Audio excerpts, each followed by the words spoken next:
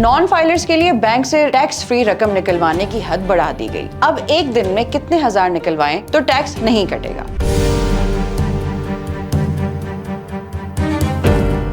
तफसीलात के मुताबिक कौमी असम्बली की कायमा कमेटी खजाना इजलास में फाइनेंस बिल पर FBI हुकाम ने ब्रीफिंग देते हुए कहा कि नॉन फाइलर्स के लिए बैंक से रोजाना 75,000 तक कैश निकलवाने पर एडवांस टैक्स छूट होगी। इससे कबल 50,000 रुपए निकलवाने पर एडवांस टैक्स छूट हासिल थी। हुकाम ने कहा नॉन फाइलर्स के लिए 75,000 से जायद कैश निकलवाने पर 0.6% से टैक्स बढ़ा दिया गया। बैंक से कैश निकलवाने पर अब एडवांस टैक्स 0.8% तक आयद होगा। FBI हुकाम का कहना था कि ई-कॉमर्स कारोबार पर 2% तक इनकम टैक्स आयद कर दिया गया है। कपड़ों के ऑनलाइन कारोबार पर 2% और इलेक्ट्रॉनिक्स पर 0.5% टैक्स आयद होगा, जबकि कपड़ों, इलेक्ट्रॉनिक्स और इलेक्ट्रिकल के अलावा कोई और कारोबार करने पर 1% टैक्स होगा। मजीद अपडेट्स के लिए देखते रहिए vnews.pk।